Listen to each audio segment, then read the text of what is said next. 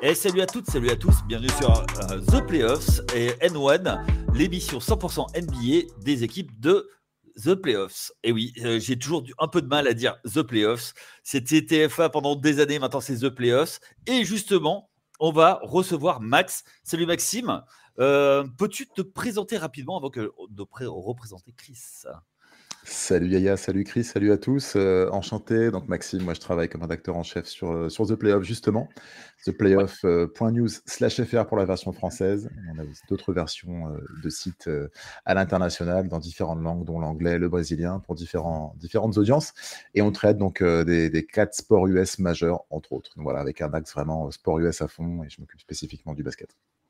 Exactement, donc tu es notre rédacteur basket, donc on est très content de te recevoir avec, je l'ai annoncé tout à l'heure, Chris. Salut Chris, comment ça va ? Salut Yannick, salut Maxime, salut à tous, salut à toutes. Alors, on va être carré aujourd'hui, Yannick, parce que là, on a le rédacteur en chef basket du site. Donc, on dit pas trop de conneries, on est appliqué, on a travaillé, et voilà, tu vois. Mais non, ravi de discuter avec Max. C'est la première fois que tu fais des podcasts avec nous, mais voilà, t'as bourlingué déjà dans l'univers basket français depuis dans plein de domaines différents. Et il y a peut-être même des gens qui vont te reconnaître à la voix ou ce genre de choses. Donc, mais voilà, plaisir de te retrouver en plus pour cet épisode autour du conseil de classe. C'est merci de m'accueillir, les gars. C'est notre totem tous les mois, notre phare là qui illumine ou non les équipes, les bons et les mauvais élèves. Donc, c'est cool de t'avoir. Ouais. Plaisir partagé. Et puis bon, on va te bisuter quand même. C'est normal. Ok, allez, Chris, tu l'as dit, c'est le conseil de classe. Vous avez l'habitude, première semaine du mois, on refait le point sur ce qui s'est passé le mois précédent et on va sortir donc comme d'habitude notre bon élève, notre élève qui est à mentionner, et après les moins bons élèves, ceux qui peuvent mieux faire, et le cancre à qui on va décerner le bonnet d'âne. Et en fin d'émission, on vous parlera bien sûr avec Chris on va élire nos délégués du mois de janvier. Allez, tout de suite, on va partir sur notre bon élève, excellent travail, ou au moins très bon.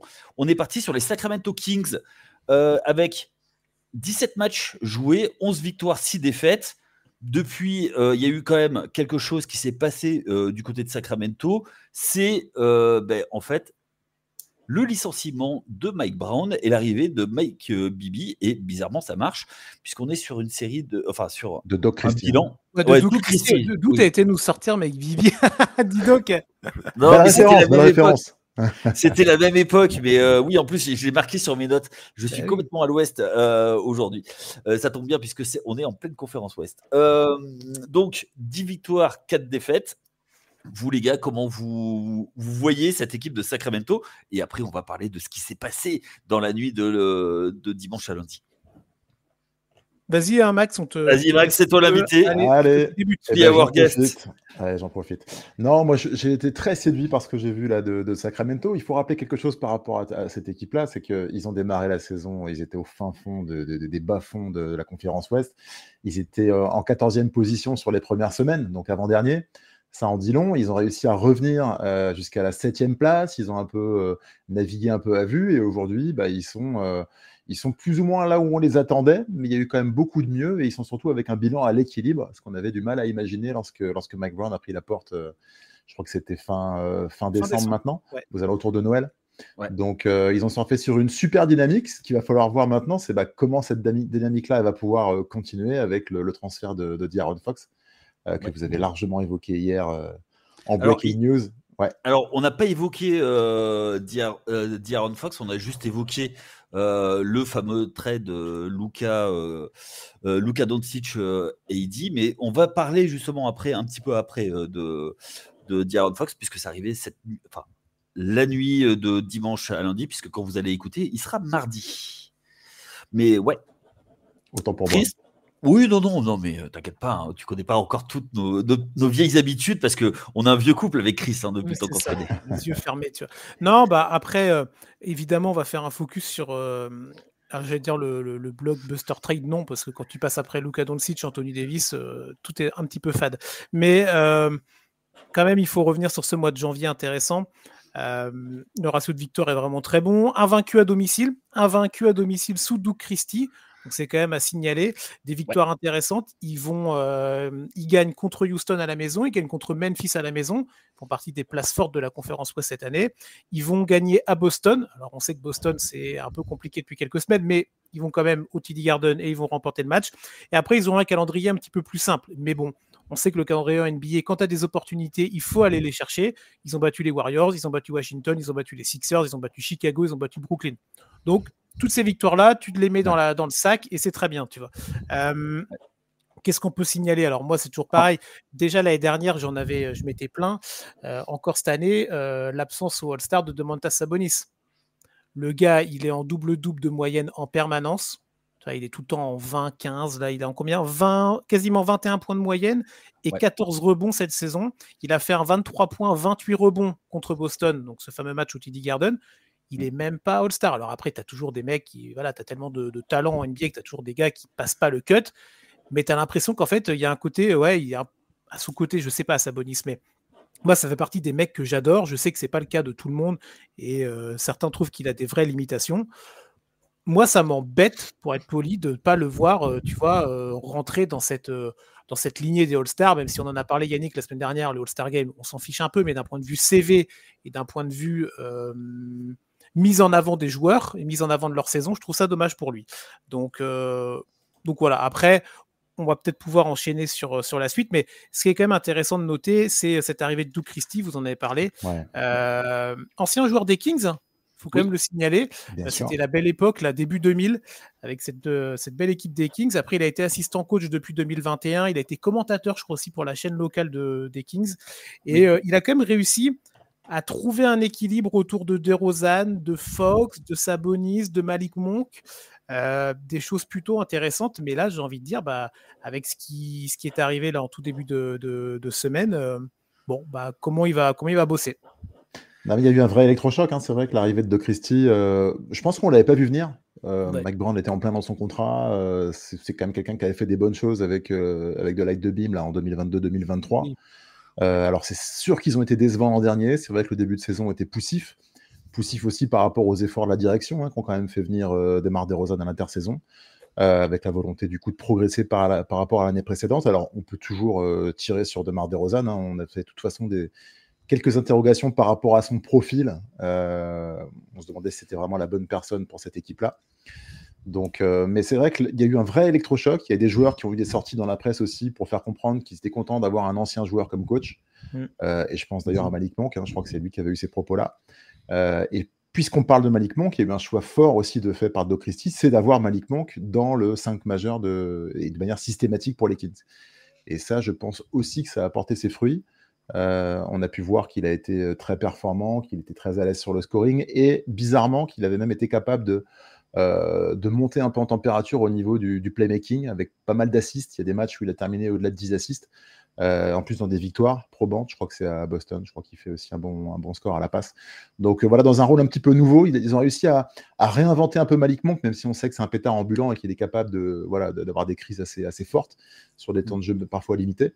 Donc, il s'est passé quelque chose, en fait. Il y a eu un déclic, il y a eu cette série de victoires. Il y a un petit coup de moins bien là, depuis quelques matchs, mais il s'est passé un truc, et je pense que Doc Christie en est sûrement responsable pour beaucoup. Ouais. Alors moi, par rapport à Malik Monk, mis à côté de De'Aaron Fox, je parle souvent de la connexion universitaire, ça veut dire qu'ils viennent de la même fac, ils viennent tous les deux des Wildcats de Kentucky. De Kentucky, ouais. Et du coup, il y a des choses en commun. Malgré tout, même si ce n'était pas les mêmes périodes, il y a quand même un petit feeling. Donc, tu vois, le vétéran qui prend le plus jeune sous son aile. Donc, il y a un peu de ça. Mais on en parlait tout à l'heure, De'Aaron Fox est parti dans la nuit de dimanche à lundi. Donc, alors, ça touche le mois de février. Mais du coup, cet équilibre qui a été un petit peu trouvé, c'est complètement chamboulé. Avec l'arrivée de Zach LaVine, qui retrouve DeMar DeRozan. Ça, c'est dingue. Ouais, et vous, comment vous voyez ce trade? Parce que ça revient, et là, on casse tout. Alors, qu'est-ce qui se passe? Est-ce que on casse complètement la dynamique, c'est-à-dire que d'une équipe qui avait une traction 1-5, on va changer autre chose. On vient vers une NBA un peu différente, c'est-à-dire sans vrai meneur plutôt combo ou enfin comment vous voyez ce trade, comment vous l'analysez? Moi, je vais me permettre de prendre la main et je vais citer notre ami Simon qui est boss à Trash Talk là et qui a fait des émissions avec nous et qui avait mis en tweet, et ça m'avait fait rire, que Sacramento devenait de plus en plus les Chicago Bulls de l'Ouest. Et en fait, c'est ça. Et c'est encore plus vrai parce que quand même, c'est dingue de se dire que Zach LaVine et DeMar DeRozan, ils se reforment dans une autre équipe qu'à Chicago. Et à Chicago, bon, c'est pas eux les principaux problèmes de Chicago, mais il y en a tellement. Mais ça marchait pas, tu vois. Ça avait ses limitations. Et je sais pas comment le management des Kings peut se dire, bah tiens, allez, vas-y, on va se prendre, on va aller chercher, on va aller reformer ça. Alors, après, la trade deadline n'est pas finie et on verra si DeRozan va encore être là d'ici jeudi, etc. etc. Juste quand même, donc il y a Zach LaVine qui arrive, il y a Sidi Sissoko, le français des Spurs, qui arrive du côté des Kings. Donc on va voir s'il va être utilisé. On savait qu'à San Antonio, c'était pas trop le cas. Et il y a surtout des tours de draft. Alors attention, parce que quand on voit la liste, on dit 3 premiers tours de draft, ok, c'est pas mal, 3 seconds tours de draft. Mais en fait, quand on commence à regarder, le premier tour de draft de Charlotte, par exemple, de 2025, donc là, de la draft à venir, il est protégé. Je crois qu'il est protégé 1-10 ou 1-14 à vérifier, mais il est protégé. 1-14, merci. Donc ça veut dire qu'en gros, Charlotte, sauf push énorme de fin de saison, ils vont garder leur pick. Donc déjà, celui-là, tu peux te le mettre dans la poche et je crois que ça devient des seconds tours, bon à vérifier.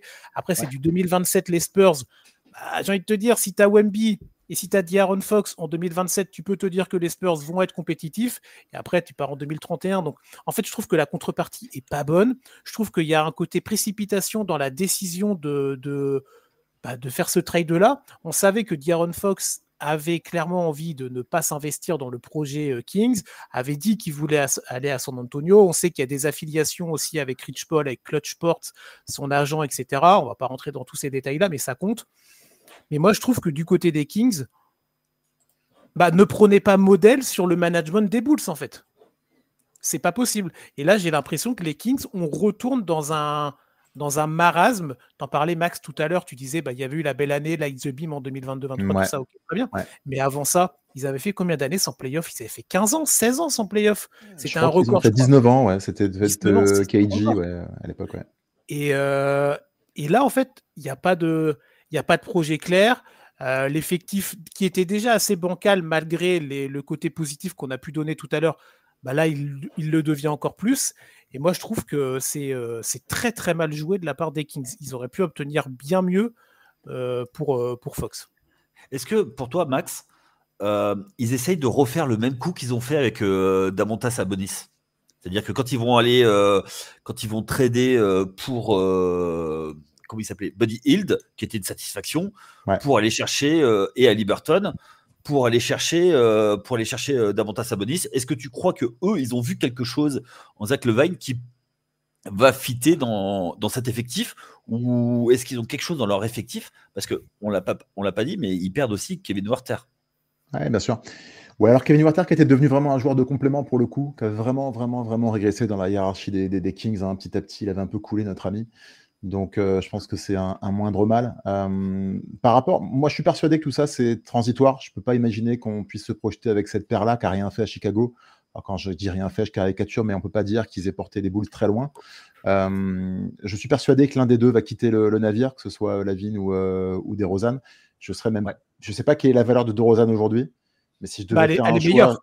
Elle est meilleure, je trouve. Il n'a pas le même âge, il est un peu plus vieux quand même que Zach LaVine. Son rendement n'est pas incroyable cette saison. Je trouve qu'il a été plus irrégulier, par exemple, que sur la période des Bulls. Donc ça, c'est un point important, mais je suis persuadé que c'est transitoire et je ne vois pas comment cette équipe-là, qui a déjà un Keegan Murray, qui est un fort joueur sur l'aile et qui est sûrement un jeune à développer, qui a sûrement un plafond plus intéressant que ce qu'on peut voir jusqu'à aujourd'hui, je ne peux pas imaginer que les dirigeants des Kings puissent se projeter. Il n'y a personne à la main, ou presque. Donc il faut trouver des solutions. Malik Monk peut dépanner, mais je ne suis pas certain que ce soit le meneur de l'avenir des Kings. Ouais, c'est donc, voilà, c'est du dépannage. Donc il faut trouver une solution et je suis persuadé qu'il y a quelqu'un de trop sur les ailes, quoi. Donc Moi, je verrais bien DeRozan partir. Je pense que Lavine a un bien meilleur profil pour jouer avec tous ces garçons aux Kings que DeRozan. Donc, il va falloir suivre tout ça de près, mais je ne serais pas étonné que d'ici le 6 février, il y a un gros move qui se fasse aussi du côté des Kings. DeMar DeRozan, pour finir là-dessus, c'est quand même un joueur qui est très. T'aurais mis dans les années 2000, c'était une méga star. C'est-à-dire que c'est beaucoup de shoots qui maintenant ne sont plus pris. C'est-à-dire c'est des shoots intermédiaires, c'est entre la ligne à 3 points et la pénétration. Donc c'est un petit peu. Enfin, je sais pas moi. Déjà le move de le prendre DeMar DeRozan, je ne l'ai pas compris. Et là, je comprends encore moins ce move. Donc, on va voir et on verra comment ça va se passer du côté de Sacramento. Ça va être intéressant à suivre en tout cas. Ouais. Autre équipe qui peut bouger, qui a fait un mois assez bon aussi, c'est les Phoenix Suns. Et les Phoenix Suns qui sont une place forte de la ligue avec 3 gros joueurs. Qui ont fait 10 victoires, 5 défaites, et aussi un effectif qui est très déséquilibré, on ne peut pas dire le contraire, qui est dans les rumeurs de transfert régulièrement pour accueillir Jimmy Butler. La question est simple, est-ce que eux aussi vont bouger du coup avec sur cette fin de trade deadline? Ils ont pas toutes les cartes en main. C'est-à-dire que sur certains joueurs, oui, tu as des mecs comme comment il s'appelle, Yusuf Nurkic, qui n'est plus du tout dans la rotation et qui expliquait qu'il avait plus de contact depuis un petit moment déjà avec Mike Budenholzer. Ça montre aussi le bel esprit, la belle camaraderie qu'il y a à Phoenix. Tout se passe bien dans la vestiaire, tu vois. Donc il peut être sur la liste des joueurs qui peuvent bouger, mais après, le gros sujet, c'est Bradley Beal. Mais c'est là où les Suns, en fait, n'ont pas les cartes en main, parce qu'on l'a dit, on l'a répété, vous le voyez partout. Bradley Beal, il a une no trade clause, donc ça veut dire que si Phoenix dit attends, Bradley, tiens, on a des équipes qui veulent t'accueillir, si Bradley Beal il dit non, moi je veux pas de cette équipe-là, c'est terminado en fait. J'avais zappé cette info-là, je l'ai vue, elle est sortie il y a quelques jours et ça m'a halluciné. Bradley Beal, il expliquait qu'il voulait pas aller à Chicago, par exemple, alors parce que le bilan était pas bon, ça peut s'entendre, mais parce qu'aussi la météo lui plaisait pas. C'est pas une blague, je te jure, c'est pas une blague. Mais oui. Non, mais c'est fou. Le mec, en fait, je veux dire. Il est en position de force, le mec. Il est en position de force et il en joue, c'est sûr que. Attends, le mec, t'es basketteur professionnel, machin, et tu veux pas aller dans une ville parce qu'il fait moins 10 en hiver. Non, mais en fait, on marche sur la tête, tu vois. Et déjà ce contrat-là pour Bradley Beal, on marchait sur la tête à l'époque. Mais en même temps, ça Phoenix, c'est pas Non, il avait signé à Washington. Oui, mais ils ont accepté ce truc-là. Donc, ils ont accepté aussi d'avoir ce boulet-là. Après, c'est con parce que tu as quand même eu, par exemple, l'arrivée de Nick Richards, qui était pas mal. C'est le petit ajout qui a fait du bien dans la rotation au niveau de l'intérieur, dans le poste 5.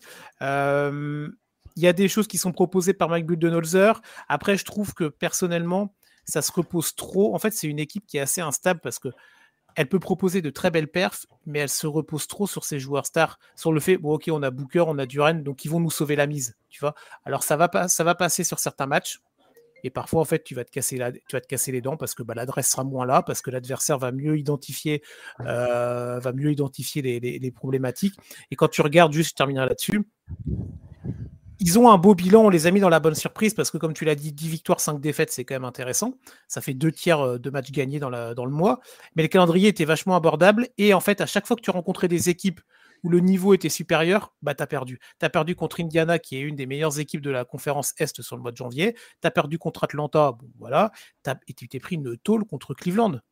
Tu vois ? Donc dès que le niveau s'upgrade, t'es dans les choux et t'es à la rue. Par contre, quand il faut aller battre les petits, t'es là parce que t'as un mec comme Kevin Durant et parce que quand Devin Booker est chaud, tu les bats, ces équipes-là. Donc, bonne surprise, mais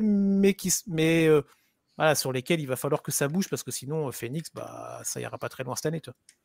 De toute façon, Phoenix, je pense qu'il faut rien en attendre. C'est une équipe, ils sont 15e au scoring, ils sont 19e en défense. Dans la hiérarchie de la NBA, donc c'est une équipe un peu du ventre mou. Là où ils sont décevants, c'est qu'on a constitué un Big Three l'an dernier, mais on a oublié on a oublié de l'accompagner, on a oublié de lui mettre des soldats à côté pour pouvoir faire quelque chose. Et cette équipe-là, du coup, elle est bancale. C'est ce que tu disais, ce que tu soulignais quand tu as pris la parole. C'est qu'on a, on a un big three à l'extérieur, mais pour le reste, c'est un petit peu démuni. Ce qui est intéressant par rapport à ce qui s'est passé, c'est qu'il y a eu une réaction. C'est un peu comme ce qui s'est passé avec les Kings, c'est-à-dire qu'il y a eu des choix forts qui ont été faits. Alors aux Kings, on a viré le coach, on l'a remplacé.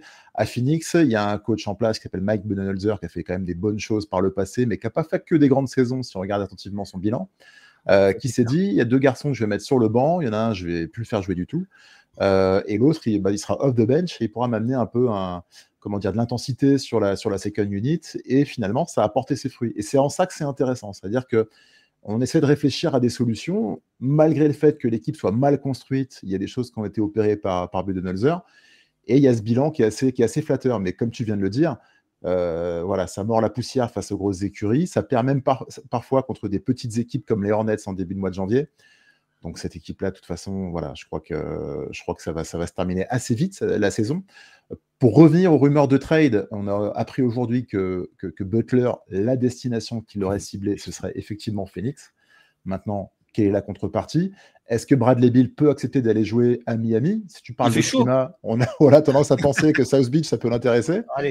Donc j'ai envie de croire à cette perspective-là, et je ne serais pas surpris de voir l'échange se faire. En tout cas, c'est ce qui se dit beaucoup dans les observateurs de la Ligue là aujourd'hui.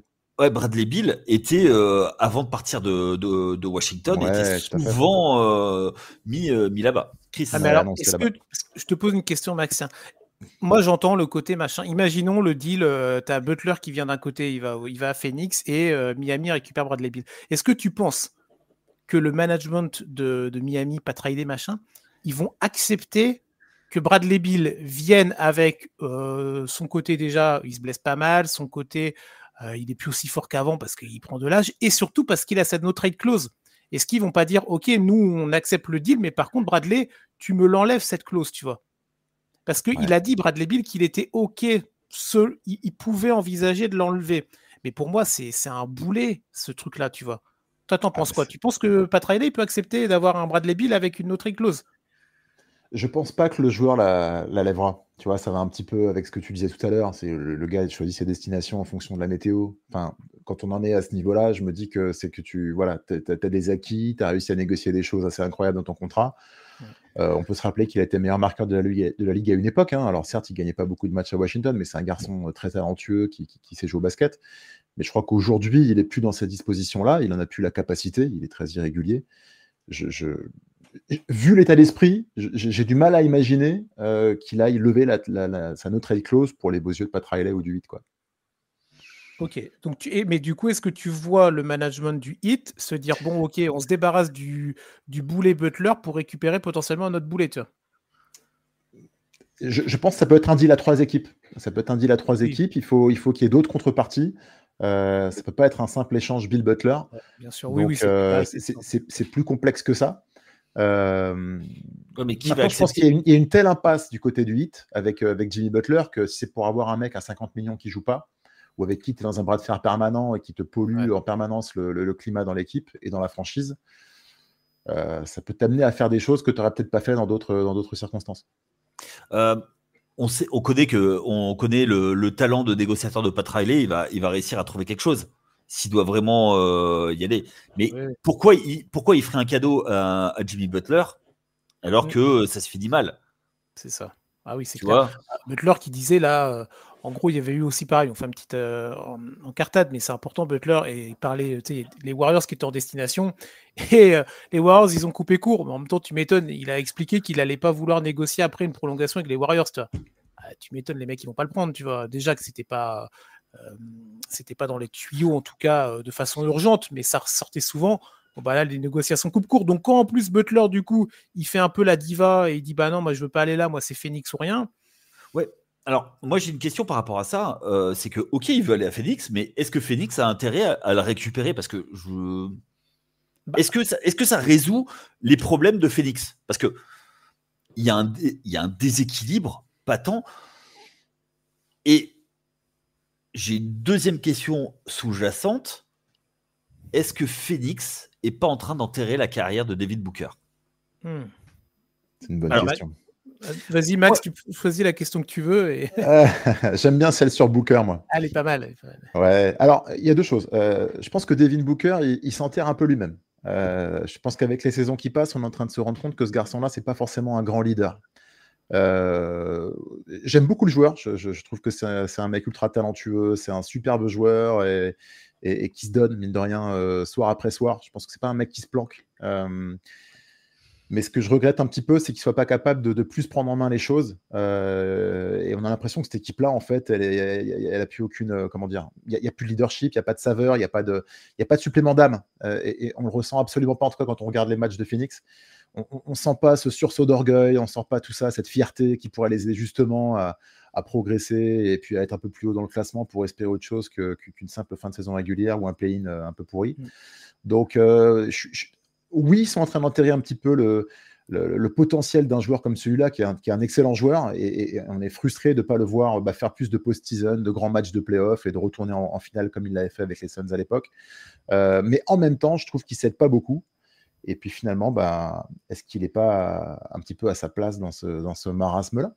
Ouais, mais en fait, dans le sens où lui mettre Bradley Beal dans les pattes, alors que sur le poste 2, il y en a pas beaucoup en NBA qui ont son niveau. Ah, c'est certain. C'est certain. Après, tu peux trouver d'autres formes de jeu. Je pense pas que mettre Bradley Beal dans le système, ça empêche Booker de briller. Je pense pas du tout. Booker, c'est vraiment muet en distributeur. Aujourd'hui, il tourne à près de 7 passes par match. C'est un garçon qui est capable d'occuper différents rôles en fait dans l'équipe. Donc voilà, c'est pas pour moi un lien direct. Je pense que ce qui est plus décevant, c'est de se dire, OK, elle est mal construite, mais il n'est pas capable, lui, en tant que leader historique de cette équipe-là maintenant, ça fait quand même quelques années qu'il est dans l'équipe, de vraiment prendre les choses en main. On ne sait pas trop qui est la première, la deuxième option, qui est un petit peu le floor général sur le parquet quand ça joue le soir. Donc, c'est à lui de mettre les choses au clair aussi. Il aurait dû s'installer et s'affirmer comme vraiment le chef de file, et ce n'est pas le cas. C'est un peu dur quand tu as un Kevin Durant, quand même. Qui est peut-être un des meilleurs attaquants, et puis on te dit voilà, on te met Bradley Beal et puis toi tu vas prendre la main parce que il faut que tu prennes la main. Ouais, Kevin Durant, il a pris les rênes du scoring aux Warriors. Il prenait les gros shoots aussi. Mais ça t'empêchait pas d'avoir un Draymond Green qui mettait tout le monde d'accord et un Stephen Curry qui était aussi leader à sa manière. Donc le Kevin Durant, il est pratique parce qu'il est excellent tous les soirs. Et tu sais ce qu'il va t'apporter. Et donc c'est facile de jouer avec un mec comme celui-là. Et moi, j'aurais aimé qu'un mec comme Booker, qui est l'historique de la maison, et je pense que les clés, elles lui sont quand même données par la franchise. C'est lui le leader quelque part. C'est lui, en tout cas, le visage de la franchise. C'est lui qui est allé en play-off en finale avec les Suns. C'est lui qui a fait tout ça. Ouais. Donc, je pense qu'il avait une opportunité assez exceptionnelle de s'affirmer plus que jamais comme le visage de la franchise, et il ne l'a pas vraiment fait. Et en ça, je trouve ça assez décevant. Mais c'est-à-dire que cette époque, il avait une équipe beaucoup plus équilibrée. Tu vois, c'est ça aussi. Pour moi, quand tu as Chris Paul en meneur, DeAndre Ayton qui est au poste de pivot, pour lui, c'était de l'or en barre parce que tu avais un pick and roll qui resserrait la défense. Et du coup, lui, il récupérait la balle, il avait moins besoin de faire de création. C'est pas un créateur. Tu vois, et pour moi, c'est ça en fait. Tu vois, le truc, c'est que il n'est pas fait pour faire de la création, c'est un shooter pur, et on lui donne un rôle qui n'est pas le sien. Alors que je suis sûr que justement, à côté de Kevin Durant, c'était du coup, il se retrouvait peut-être moins suivi, et avec un vrai meneur à côté de lui, pouvoir plus jouer, quoi, tu vois. Ils sont allés quand même récupérer Tyus Jones, hein, qui est intéressant dans ce qu'il propose. Je te dis pas que c'est le meilleur meneur de l'histoire de l'NBA, tu vois, mais il dépanne, tu vois. Oui. Et du coup, il évite à Booker ce côté poste 1 qui n'est pas nécessairement le rôle qu'il apprécie, pardon. Mais après, je trouve le côté, tu dis, le côté bancal de l'équipe, machin et tout. Enfin, c'est ce que je disais aussi tout à l'heure, mais quand tu es c'est ce qu'on voit de plus en plus, et je te dis pas que c'est quelque chose de bien, mais quand tu es dans des projets comme ça, d'équipes qui veulent gagner tout de suite, tu vois, des win now, où tu empiles un peu les stars ou les gros profils et tout, Bah, en fait, au bout d'un moment, tu peux pas avoir des superstars, tu peux pas et avoir tout le temps une équipe qui est super équilibrée avec des profils polyvalents partout et tout, parce que il a bien fallu que tu fasses il a fallu que tu fasses des trades, que tu fasses des échanges et que tu te déplumes un peu pour aller récupérer des joueurs à fort potentiel. Donc, encore une fois, je te dis pas que c'est la formule qu'il faut pour gagner, et on le voit bien que c'est pas une formule qui marche, hein, mais je pense que quand même cette équipe de Phoenix, pour répondre à ta question autour de Butler, ça peut apporter des solutions, mais attention, ça peut apporter d'autres problèmes aussi.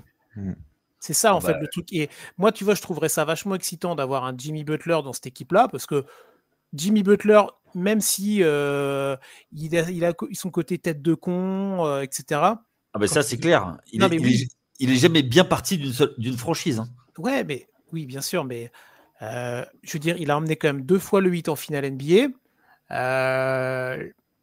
Finale de 2020, c'était dans la bulle, etc. Mais Butler, avec Adebayo, c'était quand même un sacré niveau. Et Butler, c'est vraiment, encore une fois, alors il est plus tout jeune non plus, mais ça reste encore un très fort joueur de basket, des deux côtés du terrain, tu vois. Tout à l'heure, on donnait les rankings, et les rankings de Phoenix en termes de défense, c'est pas ça. Bah, tu ramènes un mec comme Butler avec sa hargne, avec son envie de gagner, avec son envie de défendre, avec son côté un peu chien de la casse sans lui manquer de respect. Moi, je pense que ça peut apporter des réponses, tu vois, autour d'un Mike Budenholzer qui sait quand même gérer des effectifs et qui sait gérer des gros égos. Mais à côté de ça, t'es pas non plus à l'abri que si le projet ne fonctionne pas, au bout de 6 mois, Butler il dit bon vas-y, j'ai encore envie de partir, et KD il fait sa tête de con et il veut plus jouer. Tu vois, t'es pas à l'abri d'un vestiaire qui explose non plus. Mais j'ai envie de te dire, pour juste terminer là-dessus, ce que tu disais Max tout à l'heure, tu n'attends pas grand-chose des Suns cette année. C'est exactement ça. Donc, qu'est-ce que tu vas faire? Si tu bouges pas à la trade deadline, là, et si tu restes avec cette équipe-là, allez, tu vas réussir un petit push comme ils ont réussi l'année dernière, ou il y a 2 ans, là, tu sais, en fin de saison régulière, accéder directement aux playoffs. Ouais, à la limite, ok, pour faire quoi? Pour te faire taper au premier tour. Bon, tu auras encore perdu une année, et Kevin Durant, il a plus 28 ans, donc il va pas non plus durer encore il va durer quoi, 2-3 ans encore, tu vois, mais voilà. La fenêtre est très courte pour les Suns, tu vois. Elle est très courte, et puis Bill ou Butler, ça ne changera pas grand-chose à l'équation au final. Oui, voilà, et c'est comme on dit pour d'autres équipes.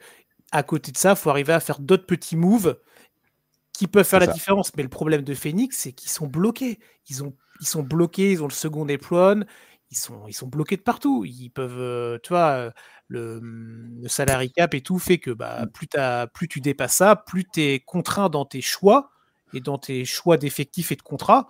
C'est le jeu, heureusement qu'il y a ça dans un sens, mais du coup pour Phoenix, voilà, ils vont pas pouvoir faire des miracles.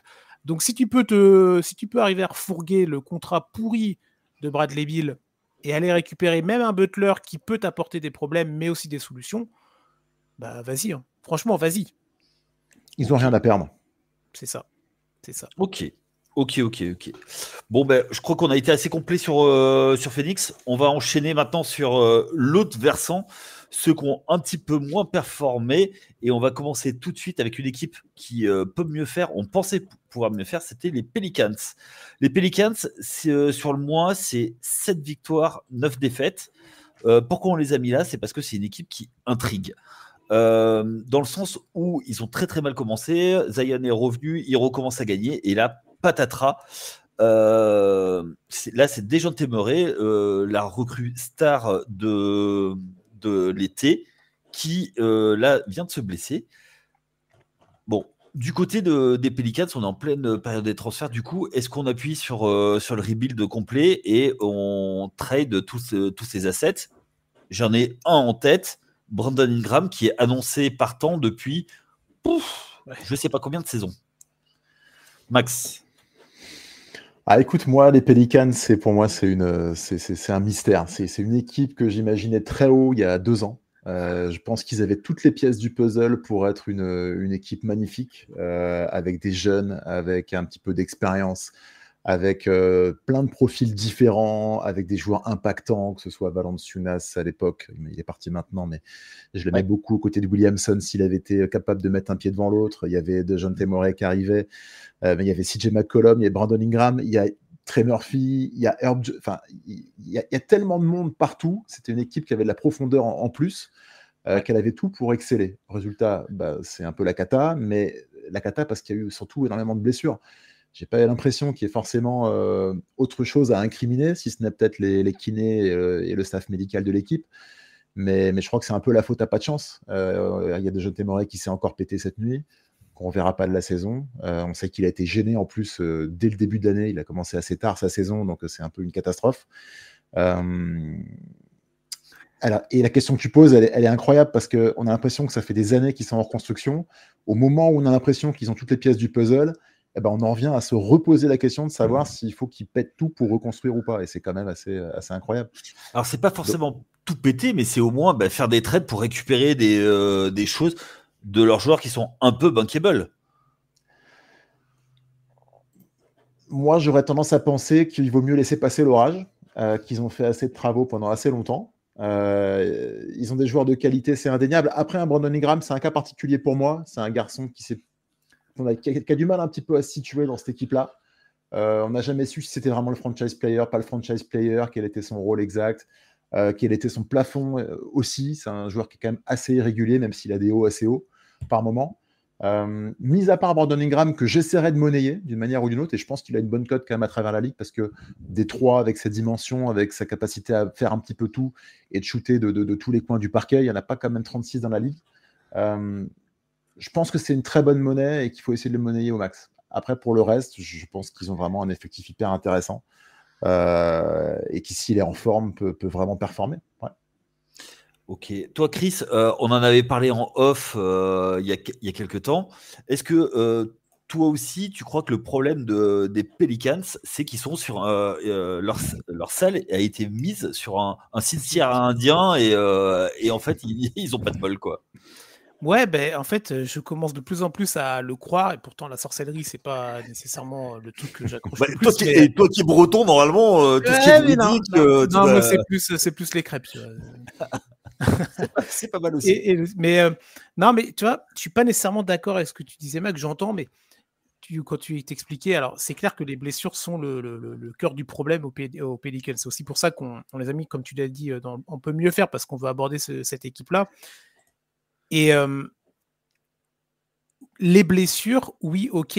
Il y a le côté faut t'as pas de chance, t'as raison. Il y a le côté le mec il se pète, Dejounte Murray, c'est de la faute de personne. Il retombe mal, il se pète le tendon d'Achille, c'est terminado pour lui. Voilà, c'est injuste. Et tu disais oui, mais voilà, c'est comme ça et tout machin. Mais non, moi je suis pas d'accord avec ça parce que il y avait eu des déclats, rappelez-vous, où je sais plus qui avait sorti cette déclat de dingue où un joueur expliquait qu'au Pelicans, il y a pas longtemps de ça, il y a 2-3 saisons, il n'y avait pas de préparateur physique. Il n'y avait pas une équipe médicale digne d'une équipe et d'une franchise NBA, digne d'une équipe de sport de haut niveau, en fait. Moi, ça m'avait halluciné quand j'avais vu cette déclat-là, et je la ressors à chaque fois qu'on parle des Pelicans. Mais quand tu récupères Zion, talent générationnel, rappelez-vous des images là où tu avais tout le board, là, ils étaient debout là, à célébrer dans leur bureau quand ils avaient récupéré Zion, très bien. Alors après, Zion, il a un physique particulier, il a un physique aussi qui fait que le mec, il est tellement tanké et il va tellement fort que c'est vrai que tu es son corps à la place, au bout d'un moment, ça commence à être compliqué de subir tant d'assauts. Donc il y a des blessures qui sont certainement dues à ça et à son gabarit particulier, mais il y a aussi des blessures qui sont faites parce que le mec, il n'a pas d'hygiène de vie. Alors lui, s'il veut pas se prendre en main, s'il veut pas être un athlète sérieux, c'est son droit, il fait ce qu'il veut, mais dans ces cas-là, va pas faire du sport, va bosser ailleurs, tu vois. Mais quand tu es la franchise, au bout d'un moment, il faut que tu prennes le joueur en tête à tête, tu le prends dans son bureau et tu dis Zion, terminé. Maintenant, tu bosses sérieusement et on va te mettre. Si toi, tu n'y arrives pas tout seul et que ton entourage ne t'aide pas et ne t'accompagne pas, on va te mettre des gens pour t'accompagner, des nutritionnistes, tout ce que vous voulez. Mais en fait, quand tu entends qu'il y a 2 ou 3 ans, il n'y en avait pas aux Pelicans, tu te dis en fait que là, la franchise, elle n'a pas fait son boulot. Tu vois, elle signe un joueur, elle mise tout, beaucoup sur lui, et ça ne fonctionne pas. Rappelez-vous à l'époque, Anthony Davis, qui se blessait non plus non-stop aux Pelicans, tu vois. Tu as l'impression qu'aux Pelicans, depuis qu'ils sont là-bas, ils ont des super joueurs avec des talents de dingue, et ils sont tout le temps pétés, ils sont tout le temps blessés. Donc, il y a la faute à pas de chance, oui. Il y a la faute peut-être aussi à des corps qui sont plus fragiles que d'autres, mais il y a aussi, je pense, le fait que la franchise ne fait pas tout pour les mettre dans les meilleures conditions. Et ça, je trouve que c'est vraiment... c'est anormal, c'est complètement anormal. Et du coup, on est un peu d'accord. C'est-à-dire que c'est pas forcément par rapport au casting des joueurs, en fait. Il y a Ouais, déjà un ouais. casting en place qui est hyper intéressant. L'an dernier, hein, on a un peu le souvenir, enfin des fois on a un peu la mémoire courte, mais en 2023-2024, les Pelicans, ils gagnent 52 matchs avec des mecs qui sont assez absents quand même. Le seul mec qui fait 82 matchs, c'est Valanciunas. Pour le reste, tu es à 64 matchs pour Ingram, tu es à 66 pour McCollum, tu es à 57 pour Trey Murphy.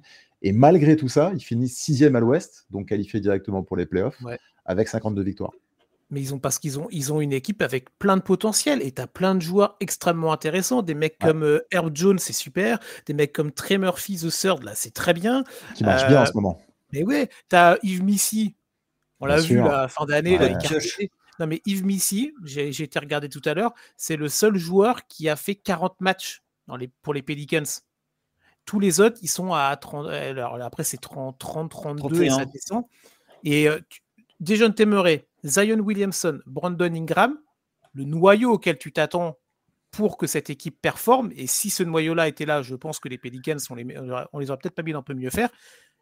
Ces trois joueurs-là n'ont pas joué une seule minute ensemble cette saison. Et ils ne joueront pas une seule minute cette saison ensemble parce que Dejounte Murray déjà s'est pété pour la fin de saison 2024-2025. Et peut-être que d'ici là, Ingram sera parti, ou etc. Donc, au bout d'un moment, c'est compliqué. Et c'est vrai que c'est frustrant. Moi, je ne suis pas fan des Pelicans, mais je pense que si tu es fan de la franchise, c'est la frustration qui prédomine. Parce que tu as une équipe avec un vrai potentiel. Et en fait, tu traînes là dans le bourbier de la Nouvelle-Orléans. Comment ça s'appelle là, tu sais, où il y a les bayous. Les bayous. Bayous de la Nouvelle de Louisiane. Ouais, moi, je suis assez d'accord avec vous dans l'ensemble. Après, moi, je pense que le plafond le plus haut n'est atteint que quand Zion Williamson est là. Il change complètement la physionomie de cette équipe. Quand il n'est pas là, ça ne peut pas gagner. Parce que l'ensemble du roster est construite pour le faire briller. Moi, j'ai une question là. Parce que tu vois, Zion, je lisais des déclats en préparant l'émission là, et il disait, voilà, il a dit un truc, pareil, ça m'a halluciné. Il disait, oui, moi je serais dispo et tout pour jouer, même pour faire les back-to-back, mais je joue à la Nouvelle-Orléans. Et en fait, c'est la franchise de la Nouvelle-Orléans qui a décidé de ne pas me faire jouer les back-to-back. Alors, et il le répète, et alors que moi, je suis prêt, je suis apte. Alors déjà, franchement, réfléchis 2 minutes avant de parler, parce que si tu prends le ratio de matchs qu'il a joué depuis qu'il est en NBA, déjà, tais-toi, en fait, tu vois, premièrement, et deuxièmement, tu es la franchise des Pelicans. Tu n'apprécies pas une déclaration publique de ton joueur qui te dit non, moi je veux jouer, mais c'est ma franchise qui ne veut pas me faire jouer parce que, tu sais, dans le contrat de Zion, il y a des deals par rapport à un certain pourcentage de matchs joués, il va peut-être pas toucher le max, etc. Moi, la question que je voulais vous poser, parce qu'on peut venir sur les trades, on parlait de l'équipe qui a plein de potentiel, mais est-ce que si tu as quelqu'un, la NBA est folle depuis 3 jours, si tu as quelqu'un qui tente le pari Zion, vous arrêtez le projet Zion, vous ou pas? Contre Embiid contre qui tu veux, j'en sais rien. Mais c'est kiff-kiff, tu vois, tu récupères. Ou Paul George, tu vois, allez hop. Non. Je sais pas, moi, tu vois, je me dis, il faut un temps, faut arrêter au bout d'un moment. Mais ça dépend, encore une fois, tu vois, c'est comme tous les trades, ça dépend de la contrepartie. Parce que si tu crois vraiment en Zion Williamson. Mais voilà, la question, c'est ça, sous-jacente. Est-ce que les Pelicans croient encore au projet Zion? C'est plus ça la question. Tu vois, moi, je pense qu'ils y croient, puisqu'ils font tous les trades. Enfin, tout leur move pour ça. C'est pour ça qu'ils ont récupéré CJ McCollum, tu vois, pour le libérer un peu, pour donner de la création et un shooter à côté. Ils ont repris Dejounte Murray pour mettre un vrai meneur de jeu. Je sais pas, Max, t'en penses quoi, toi? Moi, je pense qu'ils s'accrochent à leur Zion Williamson. Je pense qu'ils s'accrochent à leurs rêves, à leurs projets. Ils ont toujours ça dans un coin de la tête. Et ils ont aussi un mec qui est quand même... il ne faut pas oublier l'aspect business aussi. Hein. Je pense que c'est un mec qui est très bankable, Zion Williamson, qui est connu de tout le monde. Ses highlights, elles ont fait 15 fois le tour du pays avant même qu'il soit à Duke. Donc, ils ont intérêt pour l'instant à s'y accrocher. Après, franchement, je serais curieux de voir ce qui va se passer à la fin de la saison, parce que là, ça va être un peu le drame. S'ils n'ont pas un très haut choix de draft, je pense qu'il faut s'attendre à beaucoup de mouvements du côté de New Orleans. Mais s'ils ont, par chance, s'ils nous font une Spurs d'il y a 2 ans et qu'ils récupèrent le premier choix ou un top 3, il faut voir, parce qu'il y a quand même 2-3 joueurs très intéressants sur cette cuvée-là. Donc, je ne sais pas étonné qu'ils changent leur fusil d'épaule sous peu, mais je pense qu'encore aujourd'hui, ils espèrent pouvoir toucher du doigt le rêve qu'ils ont d'avoir Zion tout en haut, qui les propulse loin dans les playoffs tous les ans. Et ils ont leur capacité, on est tous d'accord là tous les trois, pour se dire qu'ils ont ce potentiel-là s'ils sont en forme. Donc, bon. Ouais. En gros, ce que tu viens de dire, Max, c'est que Zion, c'est la relation toxique des Pelicans, quoi. Tu t'accroches, et puis rien, quoi. Et t'avances pas dans ta vie, tu vois, dans tes projets. Ouais, mais le hasard fait qu'il est pas tout seul. C'est pas le seul boulet qu'ils ont au pied. Donc, tous les mots ne sont pas à lui mettre sur le dos, quoi.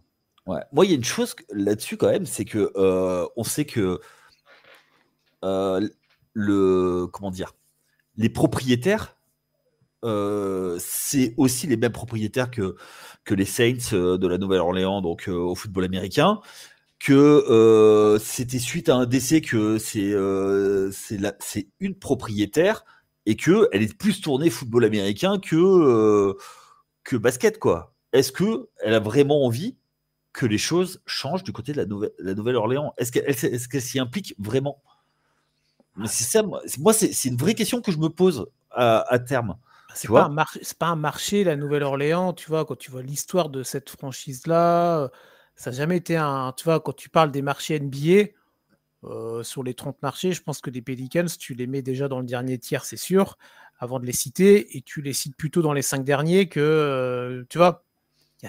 Donc, ça, après, je sais pas, les proprios, leur vision sur le long terme, tout ça, machin.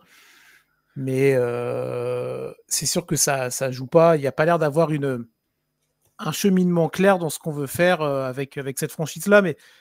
Mais encore une fois, c'est tellement frustrant parce que voilà, il y a du potentiel et quand ils sont là, ils font des jolis trucs sur le papier et ils l'ont montré sur le terrain à de trop rares reprises, malheureusement. Tu as une équipe qui est vraiment intéressante. Donc, c'est vraiment, c'est ça. Je pense que le terme frustrant, c'est exactement le terme qui caractérise les Pelicans depuis un moment, hein, pas que depuis juste le mois de janvier. Hein. Et puis mais c'est terrible, hein. Et puis ça doit être terrible pour le coach aussi. Hein. On a souvent loué le travail de Willie Green, hein, qui avait fait de très bonnes choses, mais j'ai l'impression que là, même lui, il est pris dans la tourmente. Et quand on voit le basket qui est pratiqué par les Pels, alors c'est sûr, parfois ils sont obligés d'inventer des choses qui n'existent pas parce qu'il manque de ressources. Mais ça devient très compliqué même à regarder, même le basket proposé, c'est... Mais il n'y a pas longtemps, non, alors je ne sais plus si c'était peut-être début février, mais ils ont fait un match contre Boston, là où il n'y a pas le buzzer de Tatum, c'est pas contre les Pelicans, je crois que c'est Pelicans Celtics, hein. Tatum plante un buzzer là. Ouais, c'est possible. Je crois que c'est ça à vérifier. Mais du coup, tu te dis que cette équipe-là, elle a quand même, voilà, elle peut aller accrocher. Je ne veux pas dire de bêtises, donc je vais aller tout de suite regarder. Ouais, c'est ça. Alors, c'était du coup le 1er février, donc on ne l'a pas inclus, mais la défaite 116-118, c'est à domicile contre Boston et c'est le buzzer de Tatum, le quasi-buzzer. Je crois qu'il est à 0-2 de la fin. Donc, alors oui, Boston, ok, mais ils sont compliqués. Mais merde, t'es les Pelicans. Tu sais, en fait, chaque soir, tu ne sais pas quel 5 tu vas avoir. Ouais. C'est une horreur. Mais pour revenir à Williamson, je regarde un peu son contrat. Il a un contrat qui peut être justement, entre guillemets, facilement tradé. C'est-à-dire qu'il lui reste 3 années après celle-ci sur son contrat. Il n'a aucune option, que ce soit l'équipe ou player. Donc, c'est un contrat qui peut être normalement facile à refourguer. Le gars est à 40 millions de dollars la saison. Dans les standards actuels, c'est plutôt, on va dire, raisonnable. Ouais. Donc, et avec plein de contraintes. Il y a les contraintes sur les pourcentages de matchs joués, sur la prise de poids aussi. Je crois qu'il a un poids à pas dépasser. Sinon, il ne touche pas le max de son truc. Donc, je crois que c'est un des seuls joueurs qui a ce type de contrat-là. Bon, en même temps, le profil est particulier. Mais ouais, ça peut se... Tu le veux pas au Knicks, Yannick? Il a toujours rêvé de jouer à New York. Alors oui, il a toujours rêvé de venir dans la plus grande franchise de NBA. Tu l'emmènes de l'autre côté du pont. Tu l'emmènes à Brooklyn, c'est ça? Il joue à New York. Alors oui, dans le New Jersey. Non. Le problème, c'est que est-ce qu'il acceptera d'aller dans une franchise où il ne sera pas la première option? C'est ça. Est-ce qu'il y a ce côté égo aussi? Mais si c'est tradé, il n'a pas son mot à dire, hein, ça veut dire. Oui, mais moi je vois pas les Knicks tout péter pour le prendre, tu vois. C'était plus pour. C'était en free agent, mais et même qui c'est qui va aller hypothéquer ou casser son PEL pour Zion Williamson? Il y a trop de risques. Le risque est trop grand. Moi, je pense que tu peux que l'échanger contre un autre risque. Donc typiquement, tu vas attraper un Bradley Beal Ah bah tiens. Jimmy Butler. en mode boulet. Ouais, mais complètement. Parce que les deux comment dire, contreparties présentent du risque. Ah, tu mets Zion Williamson au hit avec, on parlait de Pat Riley et de l'organisation floridienne. Je peux te dire que là, il va arrêter de manger des tacos et ça va être sérieux. Hein.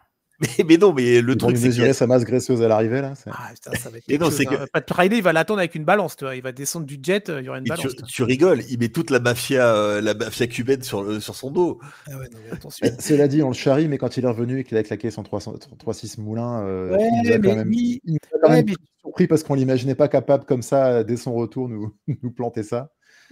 Ouais, mais c'est un highlight. Ok, ça va faire 15 millions de vues sur Instagram, mais après, je veux dire, sauf si on aime la NBA des highlights.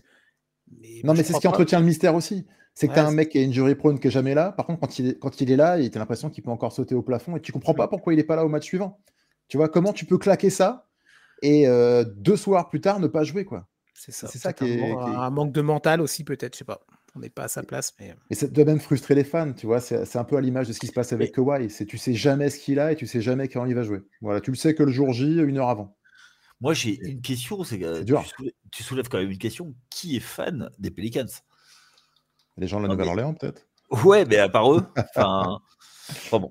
Allez, on a été quand même assez exhaustif sur les Pelicans. On continue. Sur notre cancre, on voulait quand même faire un petit focus sur une équipe. Alors, c'est un vrai de vrai cancre. Ils n'ont rien gagné au mois de. Ils ont gagné un match le 2 janvier. Ouais, voilà. Ils étaient sur une série de 16 défaites. Ah, ils sont sur une série de 16 défaites, du coup. Ouais. Ah non, ils ont gagné. Ils ont gagné dans la nuit de... Ah, mais c'est février. Oui, c'est février. Ouais. Et c'est les Washington Wizards. Alors, je sais même plus par où commencer. Parce que si on fait l'offensive rating, ils sont derniers. Defensive rating, ils sont derniers. Il y a un seul truc où c'est à peu près cohérent, c'est sur le rythme. Ils sont 4e, mais c'est un poulet sans tête. Il y a Malcolm Brogdon, le pauvre, j'ai envie de dire. Voilà, Jordan Poole, il fait du Jordan Poole. Et à côté, on a nos 2 Français qui sont là et on les plaint, les pauvres. Alors, Alex Sarr, il fait ce qu'il peut. Je trouve que c'est même assez cohérent pour un rookie. Et puis Bilal qui progresse quand on le laisse sur le terrain. Et cette année, il est sur le terrain. Donc, il a starté 44 matchs. Vous, les gars, Washington, on va pas en faire des caisses parce que sinon, on va aller prendre du Prozac. Ouais, c'est ça. Ouais, puis surtout, on va aller prendre du Prozac, quoi. Ou se mettre à boire.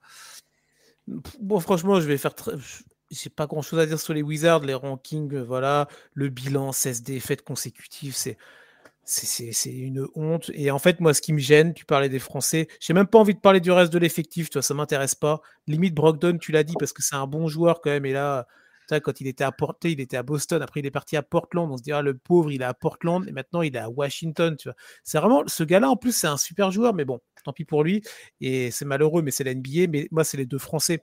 En fait, on dit des fois, ouais, c'est bien d'être dans des équipes qui sont en projet de reconstruction, qui sont dans un projet pour le développement.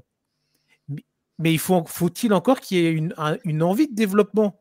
Il faut qu'on voit des choses. Et en fait, moi, je trouve que c'est la limite. Et j'ai peur pour nos 2 Français. Alors, autant Alex Sarr, c'est une année rookie, mais pour Bilal, qui a quand même montré des belles choses, qui est vraiment un super joueur avec un vrai potentiel, que ce soit en équipe de France ou pour sa carrière en NBA, qui commence à s'enfermer dans cette culture de la loose. Parce que quand tu perds tous les soirs depuis le 2 janvier, c'est compliqué en fait. Tu sais que tu vas perdre, que tu perds et que le lendemain tu vas reperdre. Et en back-to-back, tu vas reperdre. Et pour ton développement, que ce soit mental, intellectuel, personnel, quand tu es dans une équipe de loose, au bout d'un moment, moi je trouve que c'est vraiment complicado et ça me fait beaucoup de peine pour eux. Je ne vais pas dire que je suis inquiet, pas encore, mais ça m'embêterait que ces 2 joueurs-là, qui sont quand même extrêmement intéressants, parce qu'ils sont français de 1 et parce qu'ils sont très bons de 2 de l'autre, qui restent dans ce marasme absolu, tu vois. Si Washington ne veut rien faire, qu'il ne fasse rien. Heureusement qu'il n'y a pas de relégation en NBA. Mais ça m'ennuie pour ces 2 joueurs-là individuellement. Voilà. Ouais, toi, Max, toi qui as été habitué aux défaites, puisque tu as été Joueur à Pau Orthez, hein, bien sûr. J'avais annoncé le bisutage. En jeune, tu l'envoies à 55 minutes. Le taquet. Le Limoujo, il est chaud. Ouais. Non, moi je partage complètement ce que tu dis, Chris, en fait, par rapport aux Français. Autant Alex Sarr, c'est bien, il a des minutes, il peut se développer. C'est un jeune qui est arrivé pour le coup et qui n'était pas prêt. Donc voilà, là au moins il a du temps de jeu, il peut s'exprimer, il peut faire des erreurs. On voit qu'il en a fait au début, il a bien réglé la mire depuis. Voilà, il met plus dedans, il est un peu plus à l'aise dans le concert NBA. Donc je pense que c'est positif, même si voilà, prendre raclée sur raclée, c'est jamais forcément très bon. Au moins, il peut se développer. Par contre, pour Bilal Koulibaly, on l'avait vu démarrer très fort, on l'a vu lever le pied depuis. Là où je suis un petit peu embêté, c'est par rapport justement à son développement à lui. C'est-à-dire que je pense que c'est un joueur qui est académique, c'est un joueur qui est sérieux, c'est un joueur de basket et c'est un joueur qui jouera d'autant mieux qu'il joue avec des gens qui jouent bien. Et quand on parle de bien jouer au basket, forcément, on ne pense pas à Jordan Poole et à Kyle Kuzma. Et je suis persuadé que pour lui, c'est un enfer. C'est-à-dire que de jouer avec des garçons comme ça, qui vont faire à peu près tout à l'envers, ça l'aide pas. Et on le voit, hein, il a du mal depuis plusieurs semaines. Il est vraiment dans le dur, Bilal. Et je suis persuadé que c'est lié au contexte. Il n'a pas changé du jour au lendemain. Ça reste le même joueur et c'est un bon joueur qui va se donner des deux côtés du parquet en plus. Mais dans une équipe comme celle-là qui développe un basket comme celui-là, je trouve ça tragique et je suis très malheureux de le voir là. Et je rebondis aussi sur ce que tu as dit tout à l'heure, Chris, parce que je suis assez d'accord aussi là-dessus. C'est que je préfère voir un Zachary Rizaché jouer 20 minutes seulement aux Hawks dans un projet de jeu existant où on veut faire quelque chose, construire quelque chose collectivement et potentiellement jouer les playoffs en fin d'année que d'avoir quelqu'un qui est dans un basket complètement à la dérive où il ne se passe rien avec un encéphalogramme plat. Je pense que c'est beaucoup plus bénéfique. On apprend beaucoup plus de choses dans le contexte de Zach que dans celui de Tijan, par exemple, aux Hornets ou celui de Bilal du côté des Wizards. Ce sont tous de jeunes joueurs, rookies ou sophomores, ils sont toujours en phase d'apprentissage. Donc je pense que c'est une vraie perte de temps et vraiment du gâchis. Et en parlant de gâchis, il y a d'autres joueurs, hein, moi, pour lesquels j'ai un peu de compassion quand même. Bien entendu, on peut parler de Malcolm Brogdon, qui est un vrai joueur de basket. Il y a aussi Jonas Valanciunas, qui devrait changer d'équipe, je pense, avant la trade deadline. Je lui souhaite en tout cas, parce que le garçon sait jouer, il a du ballon, et puis quand on lui donne un petit peu de minutes, c'est un garçon qui est productif et qui pourrait aider un max d'équipe en plus. Ouais. Donc voilà, je leur souhaite d'être libérés bientôt. J'ai beaucoup de compassion pour certains joueurs de cette équipe des Wizards. Je suis assez d'accord avec tout ce que vous avez dit. Après, je vais quand même nuancer sur Bilal Koulibaly parce que je pense qu'il a quand même une bonne cote un peu partout en NBA. Je pense qu'il est référencé comme un joueur dans une mauvaise équipe. Et mais que c'est un excellent joueur parce que malgré tout, tu vois, fenêtre internationale, il est là, il a montré 2-3 choses avec l'équipe de France cet été, pas beaucoup parce que il y a quand même beaucoup de monde, mais il a montré des choses. Et malgré tout, tu vois, c'est parce que quand on parle de draft, il y a aussi tout le processus de draft avant, avec les try-outs, les choses comme ça. Et les franchises l'ont essayé, ont vu ce qu'il avait et que c'était un joueur intelligent, que c'est un joueur qui avait une bonne académie de jeu et qui comprenait le basket. Et je pense qu'il y en a beaucoup qui le monitorent malgré tout. Aujourd'hui, il est encore dans une mauvaise équipe, mais il va très vite susciter l'adhésion. Tu vois, moi, il me fait beaucoup penser à Nicolas Batum. Tu vois, dans le sens où déjà, c'est un poste 3, ça peut être un poste 3, et il peut faire beaucoup de choses off the ball et faciliter les choses. C'est un Nicolas Batum agressif. Donc, moi, je pense que je suis d'accord. Là-dessus, il y a cette académie de jeu qui, à un moment ou un autre, quand il va pouvoir se libérer et aller dans une autre équipe, pourra montrer des choses. Après, aller dans une autre équipe, c'est Batum, hein. Batum au Hornets, il joue pas parce qu'il est dans une équipe de merde éclatée et il n'y a pas de projet de jeu et donc il n'est pas utile dans une équipe comme celle-là. Par contre, tu le mets dans un contexte où ça joue au basket et où on a des ambitions collectives, là, c'est un garçon qui a de la valeur et qui peut s'exprimer et qui vient de temps meilleur. Boris Dio, c'était pareil. Boris Dio, quand il était à Atlanta, il ne savait pas grand-chose, c'était des poulets sans tête. Il est dans un trade complètement random. Il y a une blessure, hop, il y a Mike D'Antoni qui arrive à le sublimer parce qu'il s'est joué le pick and roll comme personne. Donc, et après, derrière, il va se perdre à Charlotte, mais il va aux Spurs et il est champion NBA. Donc, la NBA, ça dépend beaucoup de la destination où tu es. Contexte. Et je pense qu'il y a des joueurs qui, comme ça, où les franchises disent ok, nous on l'a vu, on attend qu'il se développe un petit peu, qu'il soit libéré. Peut-être que sa cote va baisser, ce sera un petit peu moins cher. On fera un truc qui passe sous les radars, on le récupère et let's go. Parce que, effectivement, tu l'as dit, Washington, ils ne développent pas les joueurs. Ils ne développent pas. On se souvient de Kevin Séraphin. Ils n'ont pas développé Kevin Séraphin comme ils auraient dû. Alors, ce n'était pas non plus une méga star, mais c'était quand même un 13e choix de draft et qui aurait pu faire quelque chose, mais jamais au bon endroit au bon moment. Donc, c'est pas bon d'être à Washington, tu vois, que ce soit la franchise ou la ville, tu vois, ou l'État fédéral. Ouais. Pourtant, c'est une franchise historique, hein. C'est ça qui est un peu navrant, c'est qu'on ne parle pas d'un petit marché, c'est la capitale américaine. Il y a une histoire à Washington, il s'est passé plein de choses, il y a eu des titres de champion, plein de choses. Ouais. Tout à fait. Mais là, c'est compliqué. Tout à fait. Allez, on a fini pour tout ce qui était autour du conseil de classe. On va élire les délégués. Chris, c'est ta partie. Vas-y, on t'écoute. Je sors les petites notes et les dossiers, tu vois. Donc, comme chaque mois, 5 joueurs par conférence, évidemment. Aucun de nous 3 n'avons sélectionné ces 5 joueurs-là. Mais on nous a donné la liste. Et après, l'idée, c'était de les classer de 1 à 5 avec ceux qui avaient le plus performé, en tout cas de notre point de vue. Du plus performant au moins performant. Après, il y a un système de points de pondération. Je vous passe tout ça, c'est ma petite tambouille. Alors, dans la conférence Ouest, on va commencer par ça, tiens. On avait donc 5 joueurs, je vous les liste évidemment. On avait du Jaren Jackson Jr. du côté de Memphis. On avait du Anthony Davis. Alors, j'allais dire Lakers, mais non, plus maintenant. James Harden, Anthony Edwards, le joueur des Wolves, et Domantas Sabonis, on en a parlé tout à l'heure, le joueur des Kings. Il n'y a pas trop eu de débat là sur les votes, que ce soit Yannick, Max ou moi-même. On a tous les trois, élu le même joueur premier de cette liste-là, c'est Jaren Jackson Jr. Il a tous les trois obtenu notre plébiscite. Donc c'est lui qui devient le délégué du mois du côté de la conférence Ouest. Pour info, après il y a une égalité entre Anthony Davis et Domantas Sabonis pour la deuxième place. Mais voilà, donc le triple J avec la belle saison de Memphis, sa belle saison individuel et il est All-Star, Jaren Jackson Jr. Donc c'est plus que... Et il est deuxième à l'Ouest. Ouais, c'est ça. Donc c'est plus que mérité pour ce joueur-là qui est un vrai joueur de basket intéressant. Sous-côté. Ouais. Extrêmement sous-côté.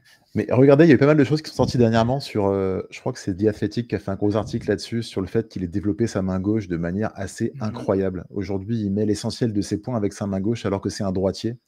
Une sorte de Mike Conley un peu dans l'attaque du cercle et dans sa manière d'aller scorer, aller à 1, 2, 3 mètres du cercle avec sa main gauche, c'est assez impressionnant. Et puis ce qui met balance à 3 points aussi, hein, il met 7-3 points la nuit dernière encore, je crois qu'il fait 7 sur 13 là. Il a un profil assez incroyable, hein. Il prend pas beaucoup de rebonds, mais par contre il défend le plomb et il est super polyvalent en attaque. Il est en train de se révéler. D'ailleurs, j'ai une question pour vous les gars. Première option ou deuxième option quand Ja Morant y revient? Déjà, quand même, ça reste le joueur sur lequel tu t'appuies, je trouve. Tu t'appuies sur l'effectif, mais moi, je mets déjà quand même, parce qu'en fait, avec Ja Morant, c'est comme un peu avec Doncic, c'est que tu sais pas, ils sont capables de tout. Mais quand je dis de tout, c'est d'un point de vue positif. Ils sont capables de te sortir des moves, des trucs. Alors, Jaren Jackson est très académique et il a cette qualité-là. Mais avec Ja Morant, il y a un côté, tu vois, divertissement. Il va te sortir un truc dont tu n'es pas prêt et qui peut te sauver la mise et qui va. Donc, moi, je mets déjà. Mais je le mets pas 3 étages au-dessus, tu vois. Moi, je le mettrais premier parce que je pense que Ja Morant, quand il va décliner physiquement, je suis pas sûr qu'il puisse compenser la baisse physique. Et si je suis Memphis, je prépare déjà. Ah oui, mais ouais, après tout dépend du compte de la période. Si on parle aujourd'hui. Aujourd'hui, ouais, je sais. En fait, à qui tu donnes les clés, quoi? À qui tu donnes les clés du camion? Ouais. Sur la durée, ça dépend si tu vises la durée ou tout de suite Ja Morant sur la durée, Jaren Jackson. Et toi, Max, du coup? poser la question. Mais... Moi, j'avoue que dernièrement, Ja Morant, c'est soit blessé, soit dans des affaires un peu étranges. Et vu la progression de Jaren Jackson Jr., et j'adore son côté two-way player, en fait. Moi, je trouve que c'est assez exceptionnel. Son implication des deux côtés du terrain, ça remet un petit peu les... Difficile à dire. Peut-être court terme sur Ja encore, un last shot, mais après, peut-être miser sur lui. Il ne faut pas signer les 2 gars au max, de toute façon, donc il faudra faire des choix à un moment donné. Mais il est vraiment en train de... Je pense pas qu'un an, on aurait eu cette discussion-là. Aujourd'hui, on l'a, donc ça prouve qu'il a quand même passé un step. J'ai toujours eu, moi, un petit crush sur Triple J. Bah voilà. Et bah tu vois, il est notre délégué du mois, donc tu vois, tu pourras mettre la photo dans ta chambre, l'encadrement avec. Donc voilà, Jaren Jackson Jr. pour l'Ouest et pour l'Est. Alors du coup, ça va être intéressant, on va pouvoir en discuter. Donc je vous donne les 5 joueurs évidemment. On a Scottie Barnes à Toronto qui performe bien là depuis une dizaine de matchs. Là, ça marche bien pour les Raptors, alors qu'on les voyait plutôt au fond du trou, mais ça revient bien. Donc Scottie Barnes, on a du Jalen Brunson évidemment, donc du côté des Knicks, ça c'est pour Yannick, hein, qui montre ses beaux biceps, vous ne les voyez pas fort heureusement. Cade Cunningham pour les Pistons, autre équipe aussi qui performe bien cette année. Tyrese Maxey à Philadelphie, un peu le dernier soldat de cette équipe des Sixers, bien malheureuse. Et Pascal Siakam pour les Pacers, qui sont une, voire la meilleure équipe de l'Est dans ce mois de janvier. Alors, du coup, il va y avoir discussion, parce qu'on a une égalité. Figurez-vous, on l'avait déjà eu, c'était au mois de décembre quand Benjamin Moubèche était venu avec nous, et c'était lui qui avait décidé. Donc là, Max, c'est toi en tant qu'invité qui va devoir trancher entre nos deux joueurs pour le titre de délégué. On a d'un côté Jalen Brunson pour New York, et on a d'un côté Cade Cunningham. Alors je sais ce que toi tu as voté parce que tu m'as envoyé tes votes. Yannick ne sait pas. Donc est-ce que tu vas voter pour le New-Yorkais ou est-ce que tu vas voter pour le joueur des Pistons ? Alors, on va voter pour le joueur des Pistons. Il y a quand même un peu de nouveauté aussi là-dedans. Ça fait du bien de les voir là. C'est une franchise historique qui a été sacrée 3 fois. On connaît un peu l'histoire. Ça fait plaisir de les voir remettre un peu le nez à la fenêtre. Je crois qu'ils sont dans la conférence Est. Personne ne les aurait vus si haut en début de saison. Et il est évident que Cade Cunningham n'est pas étranger à cette superbe performance des Pistons jusqu'ici. Moi, j'aime beaucoup le côté hyper all-around de Cade Cunningham. Je trouve que c'est un joueur élégant, c'est un beau joueur de basket. Alors, il a encore du déchet, il est capable parfois de se trouver un peu au niveau du shoot. Il a parfois aussi beaucoup de pertes de balles. Mais je pense vraiment qu'il sublime ce groupe de Détroit qui vit bien. On a l'impression qu'il se passe quelque chose. Même les recrues estivales, elles font du taf. Malik Beasley fait une très belle saison alors qu'on le pensait un peu perdu. Voilà, il se passe des bonnes choses et je pense qu'il est vraiment pour beaucoup dans cette embellie du côté de Détroit. Et ce serait vraiment chouette de les voir accrocher les playoffs, ce qui est pas inimaginable. Ils ont battu encore les Bulls là cette nuit. Donc à suivre. Mais ouais, je vote Cade. Ouais. Bon, je suis d'accord avec toi, j'avais voté pour Cade aussi. Donc il n'y avait que Yannick, mais Yannick n'est pas... De toute façon, il me l'avait dit en privé. Je suis désolé, je vais vous balancer la punchline. Il m'a dit, j'ai mis Brunson parce que c'est un New-Yorkais. Voilà. Oh, c'est moche. Ouais, mais si tu veux... Après, il est pas mal quand même. Hein. C'est pas juste parce qu'il... Non, mais ça s'entend, tu vois. Ça n'aurait pas été déconnant qu'il soit... Même si du coup, il a égalité avec Cunningham. Mais, je trouve que c'est hyper intéressant ce que propose New York. Je n'étais pas forcément le plus enthousiaste sur les trades, tout ça, mais pour l'instant, ça tient. Et je trouve que c'est plutôt cool ce qu'il propose. Et j'attends de voir comment ça va se passer, s'il va y avoir un trade d'ici jeudi soir, voir s'il renforce l'effectif.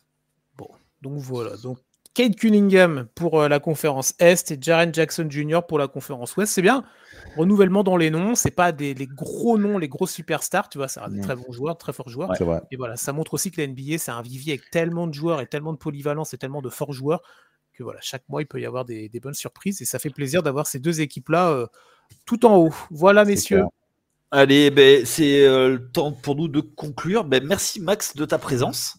Merci, les gars. J'espère que tu as passé un excellent moment avec nous. Super chouette. Pouvoir discuter tous les trois un peu de tout ça, ça fait plaisir. Ouais, donc pour te retrouver, donc c'est The Playoffs, c'est ça ? Ouais, tout à fait. theplayoff.news/fr pour la version francophone. Okay. Et pour l'équivalent portugais, pour ceux qui veulent s'y essayer, c'est theplayoff.news. Et pour la version anglophone, c'est /en à la fin. Voilà.